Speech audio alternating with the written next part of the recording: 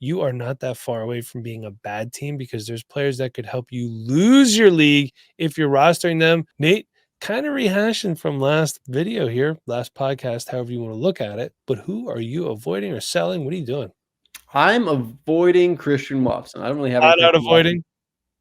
No, not you don't have any shares to sell. I don't have any shares to sell. Perfect.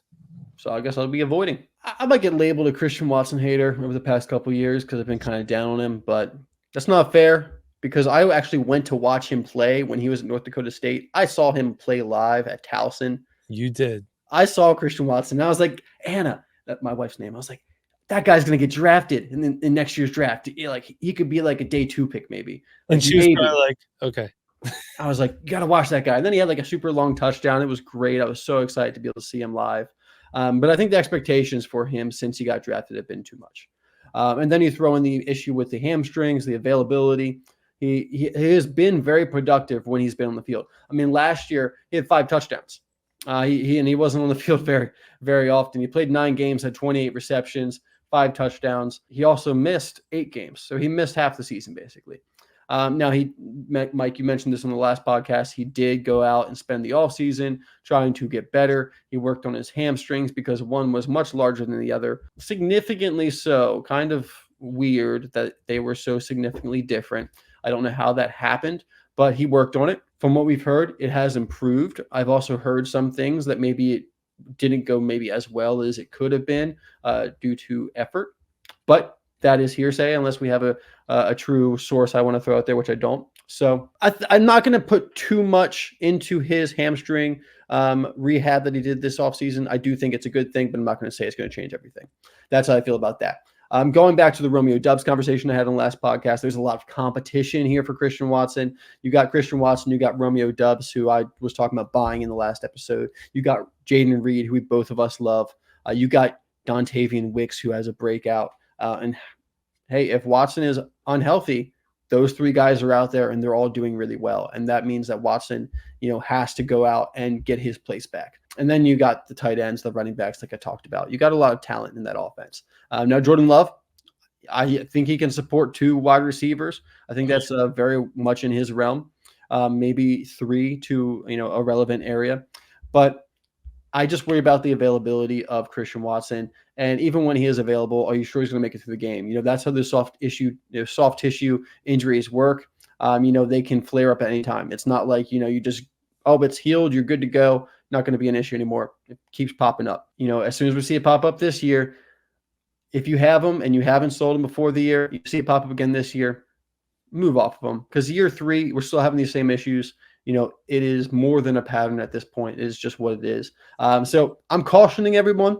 We might see another year of injury and missed availability with Christian Watson. I understand he's got the ability when he's on the field, but I would rather find a player of equal ability that I know is going to be more available based on history. And some of those players I'm looking at are Christian Kirk, Terry McLaurin, Chris Godwin. All 3 of those guys are consistent and productive and just as good, if not better, than Christian Watson. But just because they don't have that, young potential that Christian Watson has, they are valued lower than Christian Watson.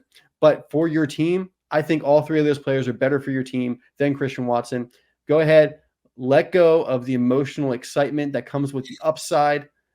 Go get one of those boring guys that just score points like Christian Kirk, like Terry McLaurin, like Chris Godwin. Or maybe you need a running back, Derrick Henry, DeAndre Swift, David Montgomery. All these guys are undervalued veterans that you can flip a overvalued young player for. But a guy who I think might be a trap is Arizona running back James Conner. He's 136 on Keep Trade Cut, running back 33. I'm selling. Look, I like James Conner. Right? He's coming off his only 1,000-yard season, by the way. His next closest was 973 yards in 2018. And oddly enough, best rushing season, it was his lowest career receiving yards. Now, Kyler Murray did not play the entire season. I think had he been there, might have been a different case. But what if Kyler Murray was there for the whole season? Maybe James Conner doesn't have a 1,000-yard rushing season. There's a lot of ifs here. His next lowest, he had 165 receiving yards. His next lowest was 215 in 2020. I'm going to exclude his rookie season in 2017 where he had 0 receiving yards. He also didn't play as much. So we're just going to kind of give that one a wash. So my goal here is to get younger and stay competitive. To do that, I want to sell a piece that still has decent value, but I just don't believe in long term. I'd rather have a guy like even Najee Harris. Now, there's a lot of people who are down on Najee Harris. Najee Harris is the guy, for the record, I filled this out before I saw that Jaylen Warren had an injury. So this is not me nitpicking on Jaylen Warren by any means. I am a Najee believer. So, could you do James Conner for Najee Harris straight up, Nate? Is that a Uh, fair? you might be able to. I mean, I'm not as low on James Conner as you are, Okay. but I also do like Najee. Mm. So I'm good with that trade. All right. You can get Najee Harris. I saw in Fantasy Calc for a 25 second and third, which is pretty cheap, and one straight up for Javonte Williams. Some people who are off the Javonte Williams train as well. So if you believe in one more than the other, you can make that move. Nate, do we hate the Arizona Cardinals running backs? I don't hate James Conner. So my player that I'm avoiding right now, or actually more so, I'm selling. I'm selling Trey Benson. And why? Because he's the RB17 right now in keep trade cut, and I just think that's a little high. I think that's way too high. And I see this every year. I just want to say this. I'm sorry to interrupt. These guys that have never stepped foot on a football field, they're being valued way too high. We've seen it from Drake London to Ladd McConkey and everybody in between over guys that are productive year in, year out and still in their 20s that they have not hit the age cliff yet. It's insane. So, like Nate always says, we don't hate players. We hate values. Look, Mike, I get it. Because at the running back position, this might if Trey Benson takes off, this is the cheapest you'll get him for the next couple of years. Naturally. So I get it. You have to pay up for young running backs because if they hit, they're going to be so expensive. But also, these young running backs, they have a lot of risk because more of them don't pan out than they do. Okay. Especially over multiple years. I mean, you have guys like Dameon Pierce who break out for a year, and then, they're talking this year and his third year if he's even going to make the team. So, you have these running backs break out for a year or two. So it's also hard for me to put a lot of capital into a player that hasn't done anything yet because it's just risky, and I'm more risk adverse than some people that play fantasy football. So I'm still on James Conner, who I think is going to have a really good year this year, and Trey Benson. I expect him to have a better year in 2025. It's going to take him a year to get into he's going to be behind the veteran, get into the scheme of things, and then year two, I think Trey Benson will be great. He'll probably be worth his price, whatever it is about that time. But right now, RB17, I do want to sell Trey Benson because I think that James Conner is the guy this year. You just talked a whole bunch about how James Conner might not be the guy this year or might not do as well as he should. But also, I just want to remind you, Mike, I pulled some stats for James Conner too. We're going to be talking about James Conner a lot here.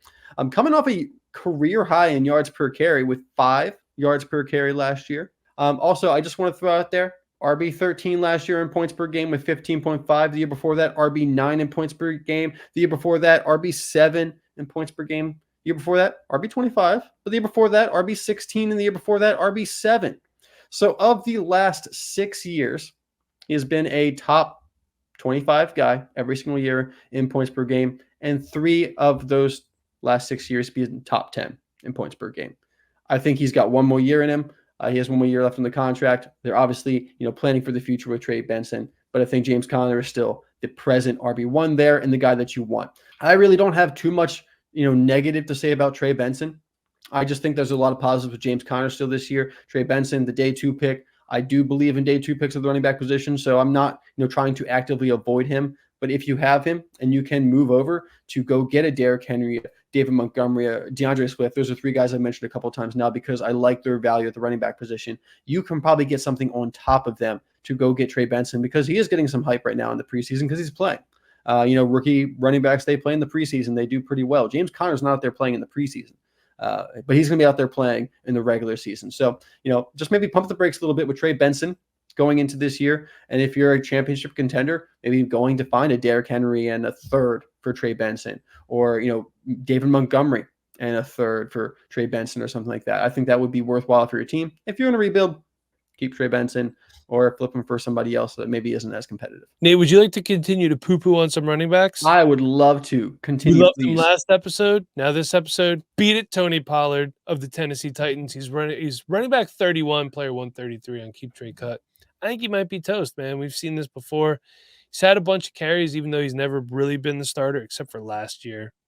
most of his career he was behind Zeke. It feels like this is a move that's better for the NFL than fantasy, especially if the Titans want to keep Tajay Spears healthy. He's had knee concerns, although I don't think he missed any time last year.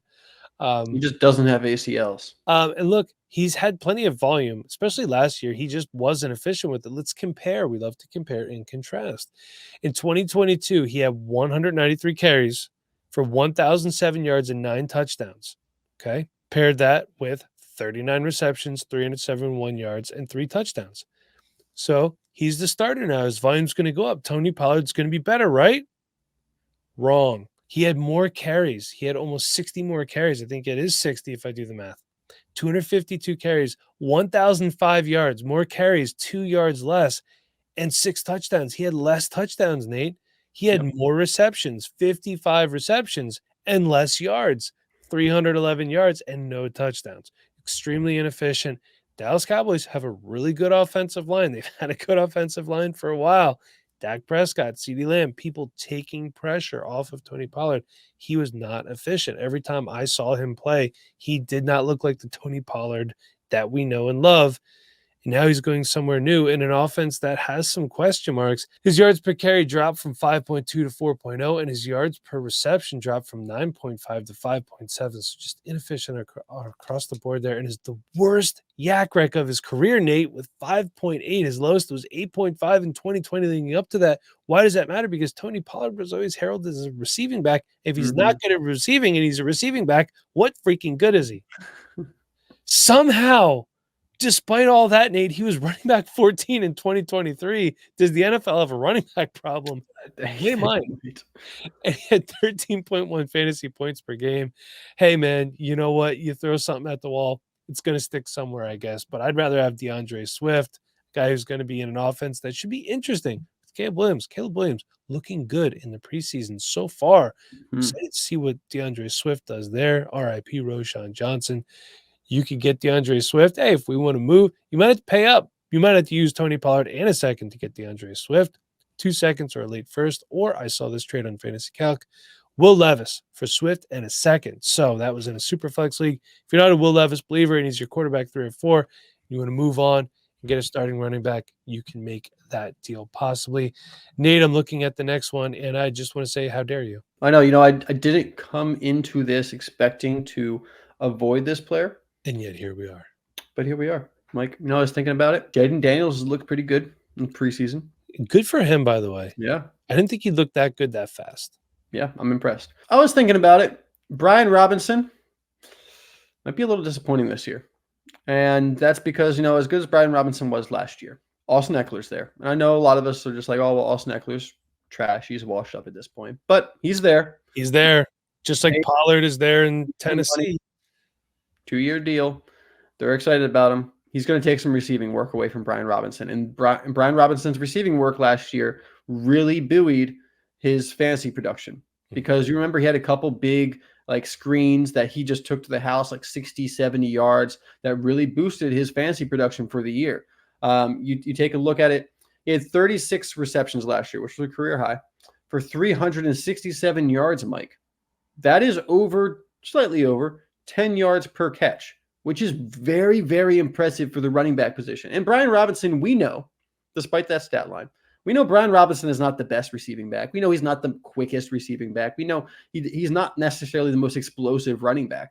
But he was out of the receiving game last year with some big plays that really boosted that number. He ended up being the #1 running back in yards per reception across the NFL. That is extremely unlikely to happen again, especially with Austin Eckler in there. Last year, he was the only the RB22 in points per game, but he was healthy for most of the season, so his total finish ended up being better than that. And he only had 178 rushing attempts last year, Mike, which was actually down from his rookie year where he had 2. Actually, I didn't write it down, but he had more.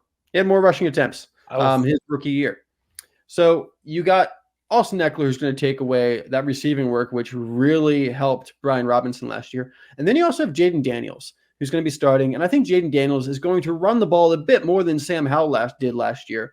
And with Jaden Daniels taking away rushing attempts, with Austin Eckler taking away receiving work, I like what Brian Robinson can bring to the table. But fantasy football-wise, I think he might be disappointed. I think we might be looking at someone who finishes in the mid to late 20s at the running back position, maybe even the low 30s. And I don't necessarily think it's a knock on him and his talent, but just the situation he's in. I think the volume is going to be limited.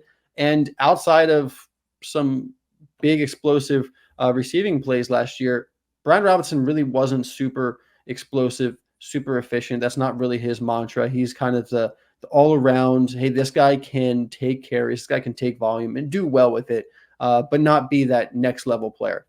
So I'm a little down on Brian Robinson. Mike, I'm sorry. I know you're a pretty big fan of him, but I just think the situation doesn't look great for his fantasy production this coming year. And I'd rather have guys like James Conner, Matthew Stafford, if you're looking for a quarterback around the same value, Jalen Polk, who I think is going to have a great year, his rookie season. And then two other running backs I think are going to be more productive. You got Najee Harris and you got Alvin Kamara. I did put on there. He had 205 attempts in 22. Thank you. Yeah. So you're welcome. Down by about 30. Yeah. And while I do like Brian Robinson, I do not disagree with your thought processes there.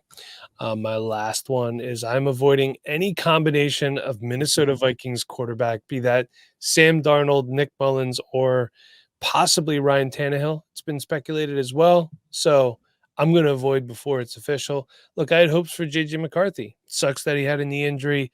You get a redshirt year. Not the worst thing for a quarterback. You get what they call shadow reps, where you get to just kind of watch and learn. So not getting his body beat up. Get right, JJ. Come back soon. Did you know that Sam Darnold has won only more than 4 games in a season once? That was in 2019. He was 7-6. And he's only had a winning record twice in aforementioned 2019 and in 2022, and he was 4-2. Darnold has also thrown double-digit interceptions in every season that he has started more than 6 games, which it's likely that he's going to start 6 games. And Nick Mullins is just as bad. And we heard talks of Ryan Tannehill coming to town. He's not looked good lately either. Justin Jefferson is there. He will be fine. That doesn't make below-average quarterbacks better, especially when they like to throw to the other team. The trio of Sam Darnold, Nick Mullins, and Jaron Hall, who's their third quarterback, have a combined, and I triple-checked this math because I thought I was wrong, they have a combined 66-88 touchdown to interception ratio. I'd rather have Las Vegas Raiders quarterback Gardner Minshew because he was named the starter. And in 17 games last year, 13 starts, 305 out of 490, 3,305 passing yards, 15 touchdowns and 9 interceptions. He was quarterback 21 on the season in 2023. I'll take that. On Fantasy Calc, I saw a trade 25-second for Gardner Minshew. That was after he was the named starter. I also saw Dontavian Wicks for Gardner Minshew, but I think more realistically, probably projected late first would get it done for Gardner Minshew right now. I don't really want to pay a late first for Gardner Minshew. I'll pay a second.